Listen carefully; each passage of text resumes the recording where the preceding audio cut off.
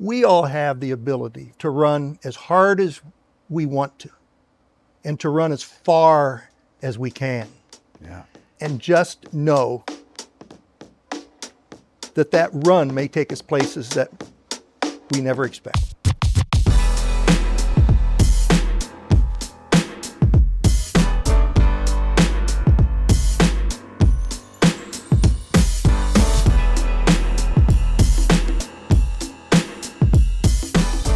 Welcome to Game Recognizes Game, brought to you by Apos Health. So shortly after I started at ESPN, I was getting these messages from some of my mentors, and they said, hey, guess what? Ray Cole has been posting about you. And I'm like, man, that's fantastic. Who's Ray Cole? Well, I took it upon myself to find out exactly who Ray Cole is. And man, guess what? Nothing short of a legend. Over 50 years in broadcasting, in the Broadcasters Hall of Fame. And after over 50 years, you know what he did? He decided to pay homage to all the people that inspired him in all those decades in the broadcasting industry. So he decided to interview all the best in sports, media, and business.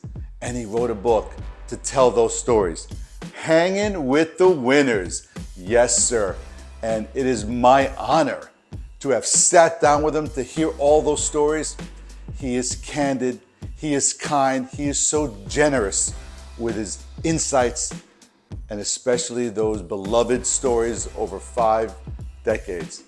Man, it is my sincere pleasure. Game recognizes Mr. Ray Cole. It's not every day you get to hang with a legend. Mr. Ray Cole, I know he does not like the fact that I just called him a legend, but Mr. Cole, allow me to indulge me a little bit here. 5 decades in the broadcasting industry, in the Broadcasters Hall of Fame, chairman of the ABC Board of Governors, author of what I call the Bible, Hanging with Winners, the Bible of greatness, and all those little tools and pearls of wisdom you need to get to those goals that you have. And something that I call the list. This is the list of all the winners that Ray Cole interviewed. This is a list that Barbara Walters herself would be envious of. Guess what? She's on the list too. Ray, thank you so much for being here. Marty, it's a pleasure. Game recognizes game. I think that's a fascinating title for the podcast you're doing. I think that anytime people can sit down and you can have one person sort of acknowledge and recognize and respect the winning qualities, attributes of another, I think that can be very instructive and hopefully for your viewers today, one that they'll find maybe even inspirational. You know, Ray, you've been a mentor towards me and we've become friends. And as I got to learn more about you, I realized you're the OG in Game Recognizes Game. This whole book is recognizing winners and recognizing the game, the people that are top of their game. And as I got to know you and realized, man, you've been doing this so long, and in your retirement, you still do it on a daily basis. Whether it's a college athlete, or it's a broadcaster who might enter the Broadcast Hall of Fame, or it's someone doing great charity work, you've always got out of your way to recognize those folks. Why is that? I don't know. I spoke to a group of young women, college women's golfers over the weekend, and I told them I didn't write the book to dole or dispense advice, but rather I just wanted to share stories and anecdotes of people that enrich my career and really grace my life in many ways over the course of those 5 decades in the broadcasting business, to share their stories and the lessons that they revealed. And I did that with the hope that doing so would inspire others in the same way that all those who appear in that book, whether they were profiled or interviewed for the book, might inspire others as well. If you think about all those folks that you put in that book, there's got to be some that just got you? Like just maybe that first one that when you knew you were in the presence of greatness. Was there anyone that, I mean, because at some point you have to reflect. Every time we say 5 decades, you got to pinch yourself. Yeah, I would say the most frequently asked question I get when I speak to an audience, almost always the first or second question, if there's one person in the book who stands out, whose relationship may be the most meaningful, who is it? And I almost always point to Michael J. Fox. I got to know Michael when he was starring in a show on ABC called Spin City. People think of his career and they think of Family Ties, they think of the Back to the Future trilogy. Sure. But for me, my connection to Michael started when he was on that show, and it had just moved into the top 10 of all network primetime programs when he learned that he had Parkinson's. And so we maintained a connection going forward. And then I had the opportunity to start doing things with Michael around the game of golf. Michael never picked up a golf club until after he was diagnosed with Parkinson's. That's amazing. Think about that. Yeah. Golf is a challenging enough game to pick it up. I had him come out to a Pro-Am event for a tournament that's on the Champions Tour in Des Moines. And we had so much fun playing golf together that day. And we had thousands of people following us, many of them Parkinson's patients, probably more caregivers to Parkinson's patients. And to watch how they reacted to being around Michael and how he inspired them. And making clear the point that, boy, you can be dealt a tough hand and have adversity, but live life. I mean, Michael has a great philosophy. It's in my book. Yeah. Okay, life is a ride. Strap in, hang on, and keep your eyes wide open. That's Isn't that a great philosophy? Unbelievable. You know, if we could all do that. So yeah, Michael J. Fox sort of stands out as someone, and I think I've played golf with Michael 4 or 5 times. As you know, I'm on the board of the Broadcasters Foundation of America. We have a celebrity golf outing here in the New York area every fall, and we're playing at Sleepy Hollow, and we win the tournament. And I'll never forget. You and Michael win the tournament. Yeah, our team did. Yeah. A guy named John Bucci-Gross, ESPN Sports Center. He's big into hockey. John was in our group. We just had a blast. And afterwards, they took a picture of us in the golf cart, Michael and I, going out. Yeah. And they took that picture after we won the tournament, and they put it in the publication in the weeks to follow. And anybody who's a Back to the Future fan will remember at the end of the first Back to the Future movie, and you think it's over, but Doc comes screaming back in the DeLorean. He grabs Michael. He says, we gotta go, Doc, man. He and his girlfriend was there, and he said, bring her with you because she's a part of this too. And they get in the DeLorean, and he talks about the street being closed. Michael did to Christopher Lloyd's character, Doc. Yeah. And he says, the street's closed, and he says, roads? Where we're going, we don't need roads. Well, the caption they put on that picture with Michael and I in the golf cart was, cart paths? Where we're going, we don't need cart paths. It's one of my favorite pictures of all time. That's fantastic. I need a cart path, by the way.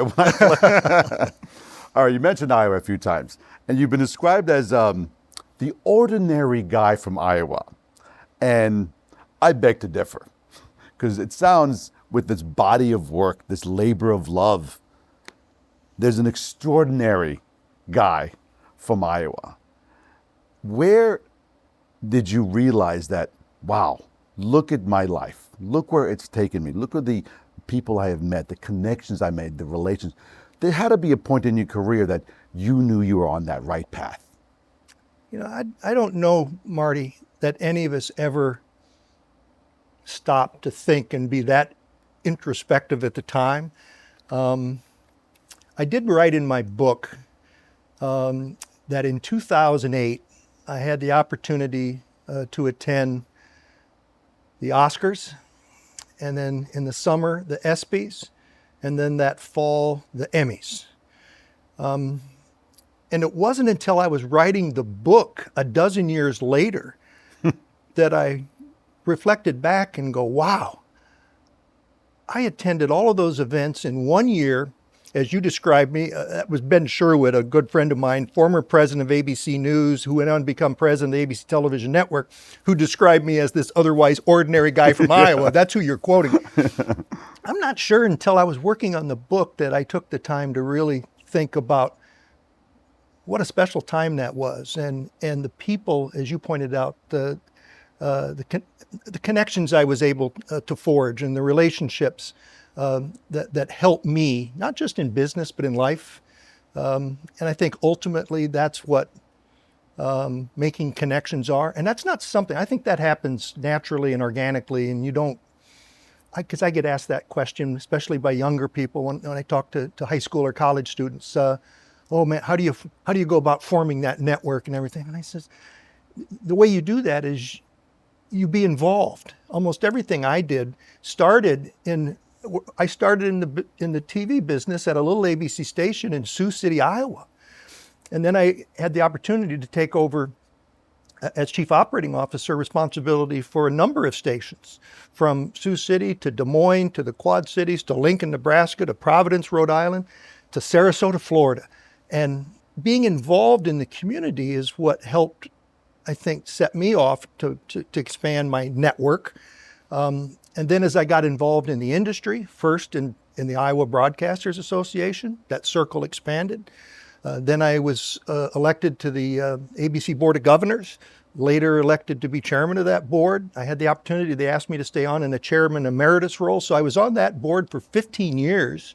And that's where I had the opportunity. A lot of the people in the book, whether it was working with Robin Roberts for a special town hall edition of Good Morning America from the Science Center of Iowa in downtown Des Moines, or whether it was George Stephanopoulos and Diane Sawyer helping produce a presidential debate in the lead up to the Iowa caucuses. And it just happens that way. It's not something that I don't think you can force in any way. You have a concept, a theme in your book that talks about the power of just showing up. And for a young person, you mentioned that the high schooler, the young kid might ask you that. How do you forge those relationships? Now, you've had the good fortune of all the different roles, and as your role increased, you just met that many more people, and your network expanded. But let's talk about the power of showing up, because I know as an employer, as a mentor, when I lead large teams, I always remember that young employee that just shows up. And all of a sudden, he's part of my network, I'm part of his network. And is that a piece of advice for young people? Yeah, I oftentimes will cite something that inspired me to write the book. We had an ABC television station in Lincoln, Nebraska. Over the 20 years we owned that station, I probably visited Lincoln, Nebraska 150 times. And I would always stay in the downtown area, which is very close to the University of Nebraska campus. I would always go over to Memorial Stadium, a famous football stadium on the campus there, home of the Nebraska Cornhuskers.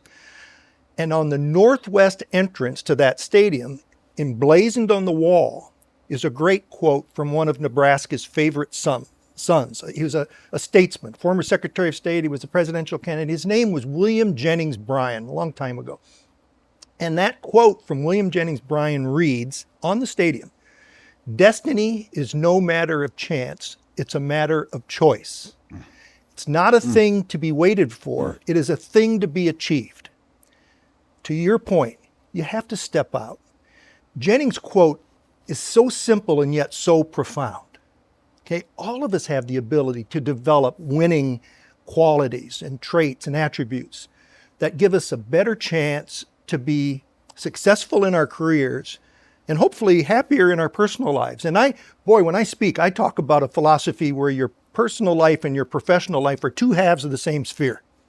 I don't think you can be truly successful and or happy if you're dividing that up in some way. I don't think you can be as good of an employee as you can be if you're not happy at home. And I don't think you can be as good a husband or wife or parent if you're not happy in your job. That's right. So they are so interconnected. And I do think that you have to show up. And it's not just showing up at work. It's showing up for for your partner in life and your kids and the others, you know. Yeah. I tell people all the time, winning is not something that you can define. That's the other question I get often. So what does it take to be a winner? I said, okay, what if writing this book accomplished nothing else, it's that being a winner is a very, very subjective thing. That's right. It's not quantifiable. There are things that you can point to, but the bottom line is I think that if you can go through life and you can have committed colleagues, if you can have caring friends, and most especially if you can have a loving family, then you're a winner. That's amazing. And let me write that down. You know, that whole concept of, you know, find something you love, you'll never work a day in your life. Old saying, but true. It's so true. And I know I'm 3 decades into what I do, and I love every day going to work because I've been blessed with the gift of loving what I do. And this is a new chapter for me. And I embarked on this concept of game recognizes game because I've spent a lifetime helping people overcome. Typically physical, and oftentimes the emotional component, mental component comes into that same play. But to do what I have done for that many years, I've had to draw inspiration, you know, from others, you know. Whether it's a lyric in a song, a quote, seeing someone's business accolades, or a music performance, or obviously, you know, the folks like Michael Jordan and Tom Brady and the other GOATs. And looking at the list that I call the list from your book, it is just breathtaking, the body of different folks. Dick Vitale, Jim Valvano, Bob Iger. Funny story. I'm sitting at home one day and my wife comes into the family room where I'm watching TV and she says, the FedEx man just dropped off this package for you. You might want to see it. It's from Bob Iger. So I rip open the FedEx right away. package and inside is an advance copy of his book that was about to come out. It was on the New York Times bestseller list forever. It's one of the great business books and it's called The Ride of a Lifetime. And he sent me an advance copy and on the inside cover he wrote, you were a huge part of this ride and it was an honor for me. Best always, Bob. I mean, that's very humbling. So when I wrote my book, Marty, I sent him an advance copy. And on the inside I wrote, Bob, we've both enjoyed the rides of a lifetime. Yours was the Matterhorn. Mine was the teacups. Best always, Ray. That's the best. Mine was Space Mountain, by the way. It was. Well, you're a hyper roller coaster kind of guy. Absolutely. So. If I'm not moving like at 100 miles an hour, I'm not happy, right? You know, another concept, you know, Bob Iger, you know, Dick Vitale, Jimmy Valvano, and you name it. Let's talk about Jimmy Valvano. You mentioned him, so I want to go back to him. So, as you know, I'm involved where I can be to help the V Foundation. Sure. I met Dick Vitale in 1989. He introduced me to Jim Valvano in 1991. And then, as you know, tragically, we lost Jim Valvano in 1993. Can't believe it's been that long. Just weeks after he gave the speech of all speeches, right down the road here, Madison Square Garden, at the very first ever ESPYs, 1993. Right. He spoke for 11 minutes. Coach K helped him up the steps. He did. Yes. Coach K, Dick Vitale, Joe Theismann stepped up to help also down off the stage, his good friends. I had the pleasure of spending time with Jim Valvano. And you talk about, again, if there's someone who inspired me in the same way kind of Michael J. Fox did. Sure. I invited Jim Valvano to come to Sioux City, Iowa, where he spoke as a keynote speaker at a sports event that I was involved in. We raised money for deserving kids organizations, most of them youth athletic type organizations in town. And Jim came in and I asked him if he would do it in the round. And he goes, I said, well, nobody's ever agreed to do it before. I said, Dick Vitale was my guest speaker a few years ago. And Dick said, no, I want to be at a podium at the front of there. He said, no, I'll do it. So we put a wireless mic on him. We literally put him in like a boxing ring in the middle of the room. And he could walk around and I swear, he made eye contact with every one of the 1,000 people in the room that night. The gift. Amazing speaker. People who've never seen that, and I speak to young people, and I said, you even know who Jim Valvano is? Well, Jim passed away 32 years ago. These kids, 18, 19, 20-year-old kids, they don't know who Jim Valvano is. I said, go back to your frat house, go back to your dorm, Google Jim Valvano speech. And I says, you will not be disappointed. So to back up, being around him, he would always preach the 4 E's: exuberance, excitement, energy, enthusiasm. The 4 E's. And he would always focus the most on enthusiasm. And I think I heard Jim speak and was with him 3-4 times. He always quoted Ralph Waldo Emerson. Okay? And he had a favorite quote from Emerson that focused on enthusiasm, which was, nothing great is ever achieved without enthusiasm. And you think about it, it's so simple, but so true.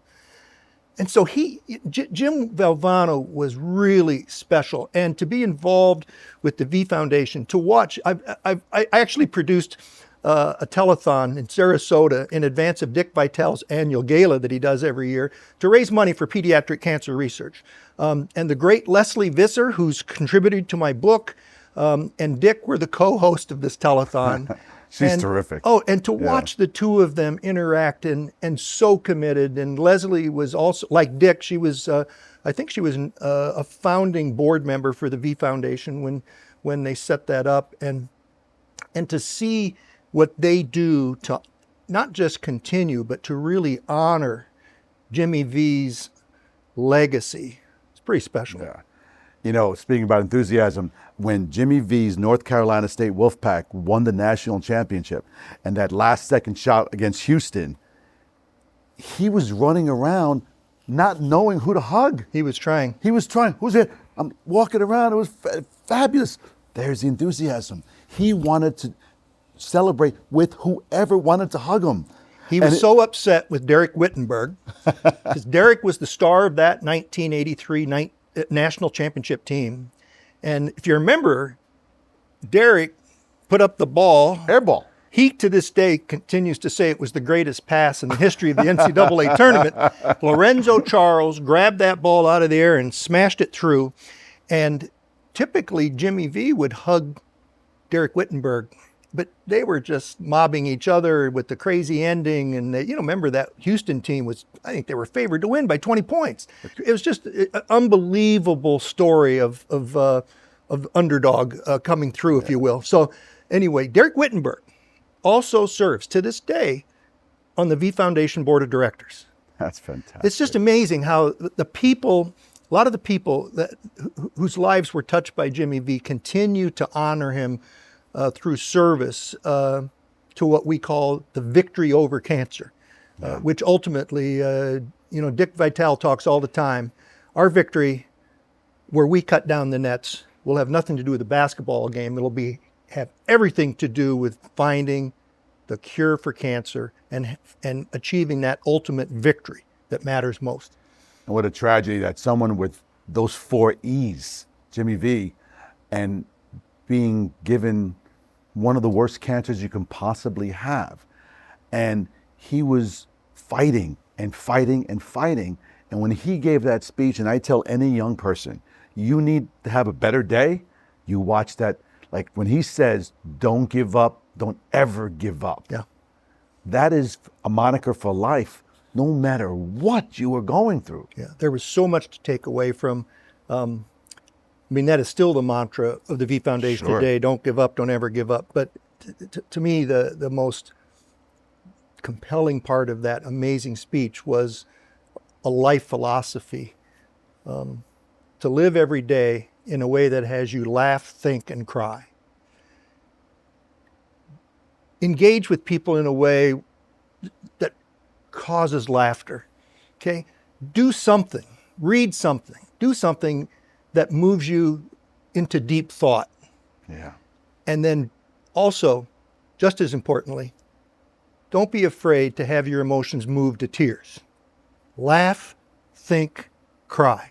He said, you do that every day, 7 days a week, you're going to have a heck of a life. That's amazing. And I've taken those from that exact quote. I have 2 young boys, Jack and Austin. And when they were old enough to talk, every night at dinner, I look at them and say, what made you laugh today? And they're like, most of the time, like, oh, come on, Dad. No, tell me. What made you laugh? And they have to stop and think of something silly that may have happened early in the day, and they laugh again. And still to this day, we do that because that laughter is medicine, you know. And I'll never forget when Jimmy V, the timer for the broadcast, was like telling him to cut the speech short. No. And he goes, yeah, like I care. Like I care. That was fantastic. You know, he uttered some words in Italian that a clean version would be translated into go pound sand. A more adult-rated version would be go yourself. Exactly. So it was great. You could say those words. It sounds like a good episode of The Sopranos, right?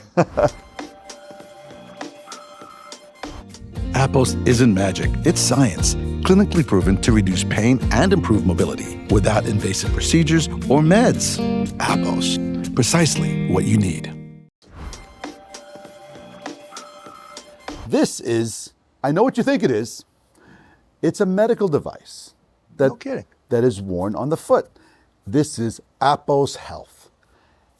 It is a medical device that has over 150,000 people in terms of clinical studies that is proven to decrease chronic knee pain and chronic back pain. Customized to you and only need to be worn about up to an hour a day. And Apos, our title sponsor of the show, is honored to gift you a pair. We'll set you up, get you fitted, and you see these pods on the bottom. They're customized to you. So when your heel hits the ground, all the muscles that have stopped firing, that have stopped giving you the stability because of chronic inflammation, the pods force them to fire and force those muscles to engage. It is an absolutely amazing product, and I'm honored to give you one of these. Thank you. It's fashionable enough I can wear it more than an hour a day, can I? And you don't need to, but you can. Awesome. Thank you. You're welcome. I can't help to think that it's been 5 years since the pandemic. Everything changed. The world just changed. So reflected thoughts Yeah. on the pandemic 5 years ago from this week. One of the people that we talked with was Ann Sweeney, who was former co-chair of the Disney Media Networks. She was responsible for overseeing the ABC television network as part of that. I wrote the book during the pandemic. It made it easier because I'm sitting at home, didn't have a lot to do, like most of us, right? Right. So we did a lot of our I interviews. tried to play golf, by the way. Yeah. we did a lot of interviews by Zoom and so forth because everybody was available, right? This is what she said about that time that you're referring to, because it was an interesting time for people to maybe reflect on things. While most of us always think of growth as having a trajectory, sometimes it's more linear in nature. I think that's true about the growth people have experienced in this time of the pandemic. People learn things about themselves that they really weren't going to learn any other way. They had to be thrown into the deep end, and they had to become wildly uncomfortable with their life and the way they ran things. I hope a lot of people come out of this time as better people. And I think most of us did. Yeah. You know, I really do. I just think we talk about adversity. The power of the human spirit. Yeah, it's just interesting. And if I can, I'd like to share one other anecdote because it just reminded me of it. Ann Sweeney has one of my favorite anecdotes in the entire book. And it has everything to do with the concept of never being satisfied. And that's one of the concepts in the book. You talk about winning qualities. Well, one of the things is you can never be satisfied. You have to always be looking to achieve that next level and always looking to continue your growth. She used the word trajectory. Make sure that trajectory is always up and probably going in directions you're not always in control of, but just hang in there, right? Yeah. So she shared a great story about never being satisfied. She's sitting in her office in Burbank, and she gets a phone call from Kobe Bryant. And obviously Disney, took the call, I hope. ESPN, ABC had the NBA, and it was a big property, especially the NBA Finals are important franchise for the network. And she knew who Kobe was, but she had never met Kobe. And she gets a phone call from him, and he said, Ms. Sweeney, we've never met before, but I just read on the front page of the Los Angeles Times that you're retiring from your role with the Walt Disney Company. She says, yes, I am. And he said, well, I'm about to retire. It's going to come out from NBA. I'm going to retire from basketball. And I just thought it's interesting that here we are at similar crossroads in our lives, and maybe we should get together and talk about that. She says, I'd love to. A few days later, she's sitting at a coffee shop in El Segundo, California, across from the Lakers practice facility to meet him for a cup of coffee. And she's sitting there. Kobe walks in, and the way she tells the story, hardly even sat down, and he introduced himself.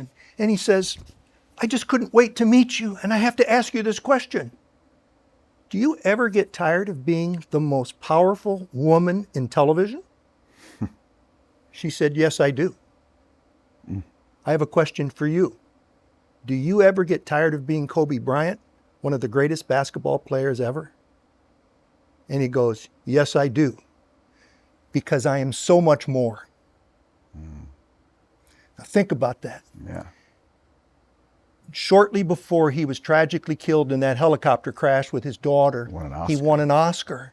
That's right. He was so much more. He was moving on to the next stage of that life of his. Is this the universal sign for the Oscar? Yeah, it is. It is. I spoke to a large group of employees at the Katz Media Company about 2 years ago after my book came out. Maybe people don't know, Katz, K-A-T-Z, is the world's largest media company, media representation company. They represent the on-air and digital assets of over 3,500 radio stations and 400 television stations. They had me come in and I spoke. And I got back to my home in Des Moines, and about a week later, I get a note from a young woman who was in the audience that day. She had just started at Katz, fresh out of college. She was probably the youngest person in the audience. And she told me in this note how much she enjoyed hearing me speak, and especially what the Anne Sweeney Kobe Bryant anecdote meant to her. She said, I went home that night after you spoke, and by coincidence, I watched Forrest Gump. And I'm going, where is this going? Yeah. And she sends me this quote, Tom Hanks in the movie as Forrest Gump said, and it's this. I decided to go for a little run. So I ran to the end of the road, and when I got there, I thought maybe I'd run to the end of town.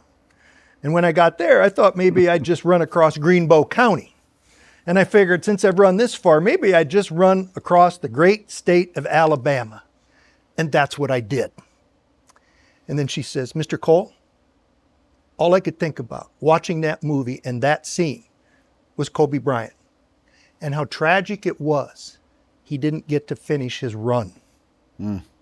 Wow. Wow. This 23-year-old girl just starting in the business, I wrote the next day an email to her CEO, and I says, this girl is going places. Yeah. You develop her. We talk about a trajectory. She's going to be on a steep one. And I said to people when I share that, just think about that. We all have, to finish this metaphor out, we all have the ability to run as hard as we want to and to run as far as we can. And we ought to always take advantage of that opportunity whenever we can, wherever we can. Yeah. And just know that that run may take us places that we never expect. Her ability so eloquently show her emotion is almost what Jimmy V said. Don't be afraid to show that emotion. And you know, you could read Kobe Bryant's quotes over and over on social media every day, how powerful that was. And it's got to be a burden, you know, to be one of the greatest of all time. And back to her, that young employee from Katz, I know when I've received that handwritten note from an intern, a volunteer, someone who asked to observe me, you remember the handwritten note. Now, you don't really remember the email. You remember that handwritten note. I don't know if I have it with me. I usually keep it in my book. I do. Here it is. Look at this. This is the Forrest Gump Tom Hanks excerpt that she taped to this card and sent it to me. That's amazing. And I keep it in my book. That's amazing. You know, we're going back and forth on all these traits of the winners. We talked about adversity, working through adversity. You talk about curiosity also. Yeah. And always being curious. And I want to go back to never be satisfied, because I want to challenge that for a second. But let's talk about curiosity. Always being curious. I think it was Bob Iger that talked about that. Yeah, several did. So we profiled 30 people in the book. We interviewed around 80. And so there's lots in this book, especially in chapter 7, what I call nuggets, that people contributed. And so we asked them about traits and qualities, winning traits. And the number one thing, let's put this up front. The number one thing was integrity and character. And from that, they talked about, to be successful, the foundation has to consist of kindness, respect, empathy, and that all contributes to your character. I'm involved in an organization in Des Moines called, it's based on Drake University's campus in Des Moines, and it's called the Ray Center, and it's named after former Governor Robert Ray. And they have a program called Character Counts. And it's serving millions of kids, not only in this country, but in, I think, 30 countries. And the Character Counts program is not just for students, it's also being integrated into schools and governments and businesses. And the 6 pillars of character are trustworthiness, responsibility, respect, fairness, caring, citizenship. Character, good character. Warren Buffett, I think it's in the book, Warren Buffett, who was vital in Cap Cities acquiring ABC years ago, early in my career, and then years later, having a role with Disney acquiring Cap Cities ABC. And Warren Buffett from Omaha, and we have some mutual friends, and I occasionally would see him at a meeting because of his connections to ABC. He had a great line, integrity. Integrity. It's something that you acquire by the thimbleful. And if you're not careful, you can give it up by the bucketful. Wow. And we have seen people, you, Marty, and I have seen people, all of us have, people who have everything going for them, and they make a bad decision. And it comes from forgetting one or more of those good character traits that I just cited. And so that's number one, having good character and always being aware of the importance of having integrity, number one. Curiosity was number 2, cited. That first one did not surprise me. That's what people would cite, the kindness and character. Sure. Okay. Integrity, sure. Curiosity was cited, was the second most often cited trait. And it was about always being curious. Bob Iger, I think it was his quote, curiosity is oftentimes the fuel source for winning decisions. Because curiosity is what helps us develop new relationships. If you're not curious about people, you're not going to form those new relationships. Everyone has a story. Yeah, it helps us. It helps us develop new perceptions, and maybe most importantly, it helps us see that maybe the way we've been doing things is not the only way or the best way. And so you develop new concepts. It sort of dovetails with what Bob Iger said. Sure. If you're not curious, you might not be making the best decision or the winning decision, if you will. So yeah, curiosity is pretty important for all of us because that helps us grow. That's right. And I've noticed with folks who are still at the top of their game, whatever game they're in, even as they get older, they stay curious. And that gives them that fuel, wanting to learn more. When you see someone in their 60s doing social media every day, they want to grow, they want to learn, they get inspired by their younger generation. And I find that just fascinating. And we also know that type, as they get older, they stop growing also. And that's a shame. And the brain goes to pot too, with the lack of curiosity, So we got integrity, we got character, we have never losing curiosity. What else do we have? Well, another important concept is not just accepting failure as part of what we do, but really embracing adversity. And understanding that a lot of the people profiled in the book have faced great adversity. You know, Barbara Walters, you mentioned at the outset of our conversation, you know, she was thrown out of her co-anchor job on ABC with Harry Reasoner, and had to sort of reinvent herself. And she came up at a time where women were not warmly received. Let's just be candid. There was a lot of sexist, misogynistic tendencies in our television business and most business. Most industries, sure. Back when Barbara was starting. And to see her go on, I describe her as the first lady of broadcast journalism. I had just some wonderful occasions to spend time with Barbara. She overcame a lot of adversity. Robin Roberts overcame a different kind of adversity, health adversity. She had breast cancer, and then the treatments that she received for her breast cancer contributed years later to a phenomenon condition called MDS that required a bone marrow transplant from her sister, and boy, she faced real serious adversity. A 1-2 punch there. Jay Williams, who's profiled in my book from ESPN. Yeah. I mean, he goes from... Lives in my town in Westport, Connecticut. He's great. Yeah. I've had the pleasure of spending time with he and his wife. Wonderful couple. Jay Williams goes from being the number 2 person in the draft, to back up. He led Duke to the national championship his sophomore year.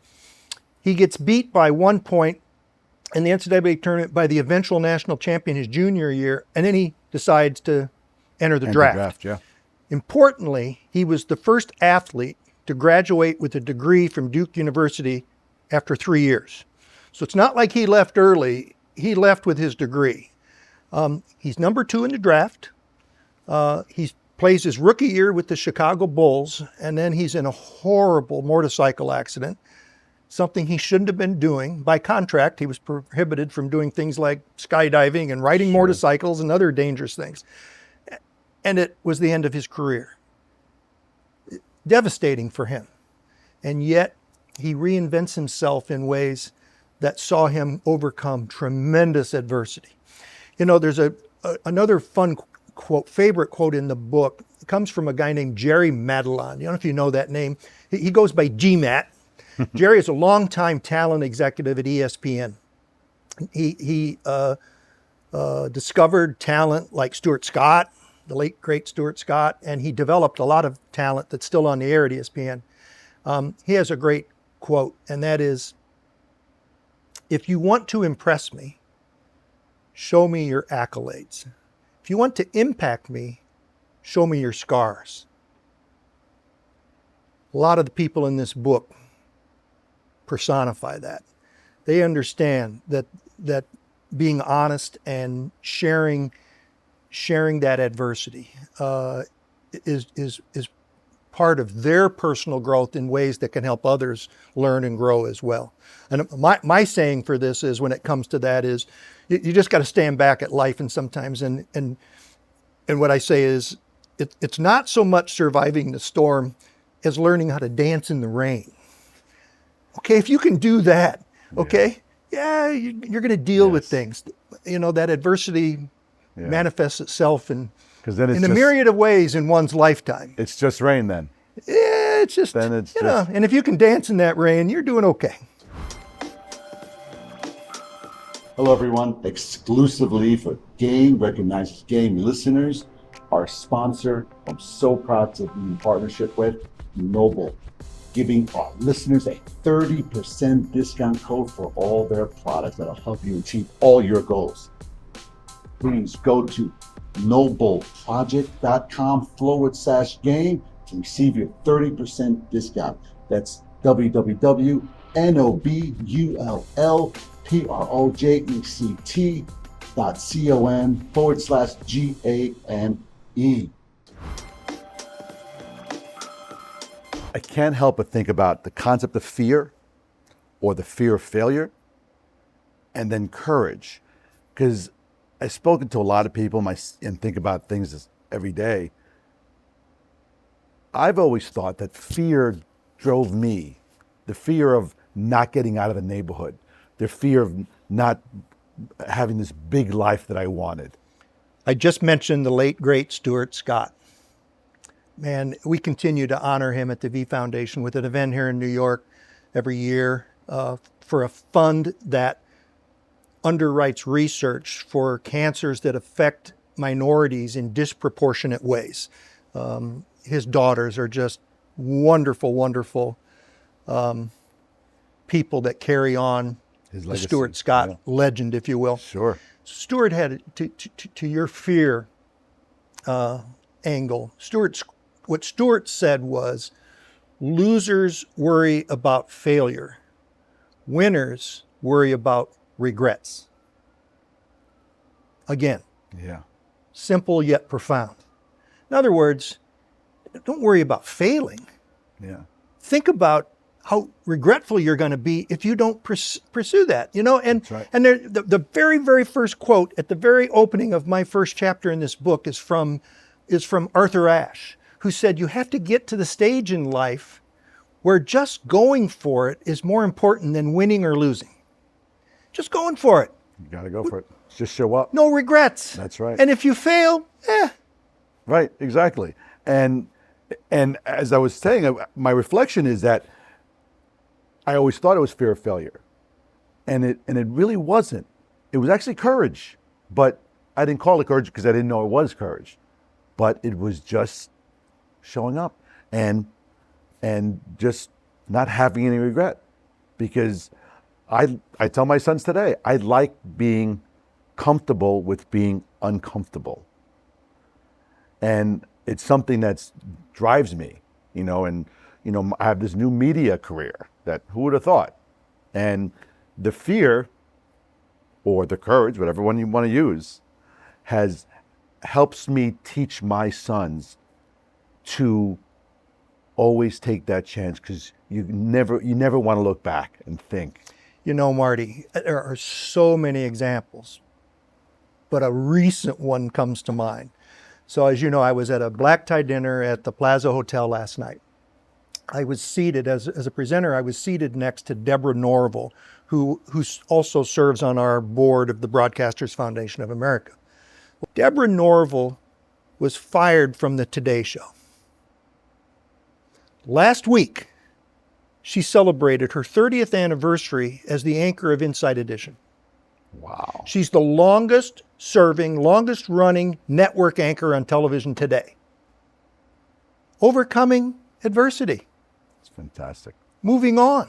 I mean, there's so many examples of that we can draw on and learn from and be inspired by.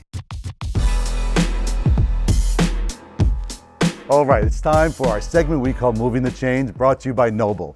It's a footwear brand built for training, daily life, supporting you in your pursuit of both physical, mental, and emotional strength. In this segment, we ask our guest today, Ray Cole, how do they get better every day, just a little bit? So, Ray, tell me, what is that one non-negotiable that helps you move your day forward? I think it's to remember to show gratitude, which is something that I think has to be done on a daily basis. You know, you and I have a common mutual friend in Chris Fowler. For those of your viewers who know, Chris is the lead announcer on college football. He's the lead announcer for tennis, for all the tennis major championships. This is what he said about gratitude for my book when we interviewed him. He said, it's one of the things that people who have been very successful demonstrate.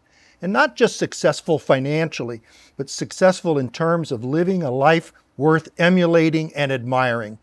They are grateful. They understand that with gratitude comes the opportunity to give back and help others who are less fortunate, others who need help. I just think when you operate from that place of gratitude, feelings like compassion, which lead to giving and generosity, can spring forward. So I'll rely on our friend, Chris Fowler, to convey more eloquently than I could the importance of gratitude. And Chris is a dear friend and a mentor, and I see him in his daily actions, how he is so kind, going back to kindness. He is. People stop him on the street all the time for that picture, for that, for that autograph, whatever. He always stops and he thanks them. He thanks them for interrupting him. Yeah, sure. Thank you. And I found that his work ethic is tremendous. And I love how your decision to start your day to move it forward was gratitude. And oftentimes when we go to the gym to start a day off, sometimes the best way to start your workout is to be grateful that you're there and you made it to the gym to move it forward. I want to remind you of something that you did for me. So Did I pick up a check? no, I'm still waiting for that. I debuted on live television, ABC Game of the Week, on the broadcast team with Chris Fowler and Kirk Herbstreit. And during one of the games, Ohio State versus Michigan State, there was an extended timeout where I was on air longer than normal, discussing what was going on and my perspective from being on the field and what could be happening, what they were worried about. The athlete had to be transported off the field. And there was a nice banter between myself, Kirk, and Chris, and also SportsCenter. You know, right back at ESPN, we come going back and forth. It went back to the studio show. It went back to the studio, exactly. And I just found it like, just a day at the office. I didn't know that was going to happen. I just did what I was supposed to do. And then I got a text from my agent. Then I got a call from Ed Placey, the famed executive producer from ESPN. Hey, Ray Cole's talking about you. Really? Who's Ray Cole? My wife asked that question. And I'm like, if Ray Cole's talking about you, this is a big deal. And you had mentioned to me that you felt that sports injury analyst during a live game, like the rules analyst, was additive to the broadcast. And I can't thank you enough. You, like I said to you at the beginning of our show, you the OG with recognizing. And you went out of your way. You've never met me. You just saw me. And you recognize me so much so that all the folks that I am reporting to, that are my mentors, that I respect and trust, were saying, Ray was talking about you. And I remember reaching out to you and thanked you so much for that. That was the first time we ever connected. So I want to talk about that a minute. I'm a sports fan like you, and sports injuries have risen in prominence in terms of their visibility. And I mean, just looking, as we sit here today, LeBron James is out with a serious injury. I saw last night on an interview you did that everybody's saying 2 weeks. You think it could be 4 to 6, given his age and his history. That's right. And injuries are important, and especially in football, which is the game you were working, a college football game. I'm watching as a fan and as a viewer. I didn't know you, but I saw what you contributed to the broadcast. And what I shared, I think it was on social media, I guess, is what where the Ed Places of the world must have seen it. Because I know I talked with Chris Fowler about it afterwards as well, that your role was an important one to add context to what we were seeing on the field, because that was a very serious injury that day. And in a day where football in particular is finally showing the proper deference to injuries, head injuries. You know, I played in a golf event many years with the great Nick Bonacani. Sure. And I saw this great Hall of Fame football player, played on that great Dolphins team, the only one to ever go undefeated through an entire 17-0. season, the Don Shula team. And to see him be impacted late in his life and eventually succumb to CTE was hard to watch. And so I think it's terrific that whether it's the professional leagues or at the NCAA level, we're showing greater concern for injuries. And the ability for people like you, Marty, to bring insights and share with people. And you're always very careful not to project too much, not to, you qualify things, which I appreciate as well, because not every analyst, not every sideline commentator does that. I guess what I'm telling you is I reacted to you just viscerally in a way where I really appreciated what you were doing for me as a viewer.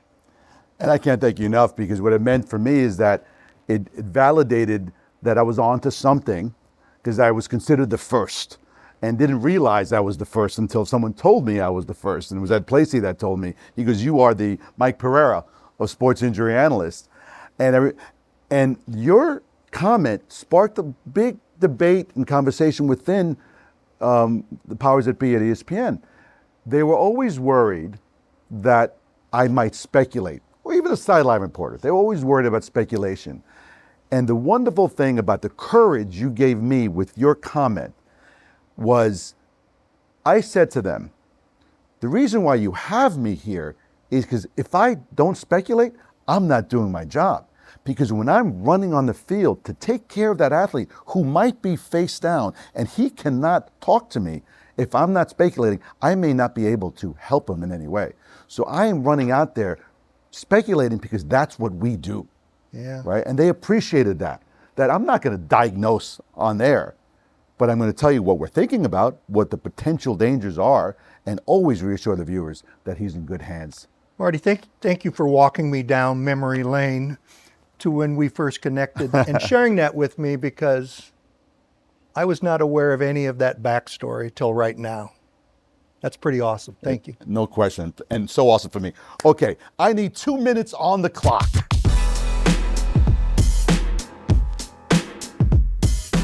Our final segment. This is where we give you what do you call 30,000-foot questions. These small questions that make you think and reflect just a little bit. They don't get too deep. We only got 2 minutes. You ready? Ready. All right, 2-minute drill. Tom Brady, thinking like Tom Brady? You I'm got ready. it? All right. How many timeouts do I have? 1. Oh, okay. One. Let's go. You have, all right, maybe I less. can't than afford any sacks. No Justin Tuck here. Okay. You had the honor of sitting with 18-year-old Ray. What are you telling him? I tell Ray that there's an old Chinese proverb that reads, "Pearls don't lie on the seashore. If you want one, you must dive for it." And always remember to have a dream, to have an objective, to work hard, to bring the requisite grit, determination to pursuing that dream, and to dive in. Show up. What does living the good life mean to you? It's being around committed colleagues, it's being around caring friends, and it's being around loving family. I can't say it any better than that. You wrote this, pearls of wisdom for so many people of any age in the industry. At the end of the day, because now you've been able to reflect back what people are taking from this. And I know I've shared what I've taken from it. What does it take to be a winner? I said earlier, it's a very subjective thing. When I speak, I always end up with a quote. There was one person who was the most difficult interview, and I know her well. It's Diane Sawyer. Because Diane Sawyer was put off by the concept of the book, and she was very candid. She says, "Ray, I don't think in terms of winning or being a winner, because the antithesis of the word winner is loser, and that's a word that's not in my vocabulary. I detest that word." And so I said, "Oh, just bear with me. We'll sort of go through this." And she engaged, and then she said the following.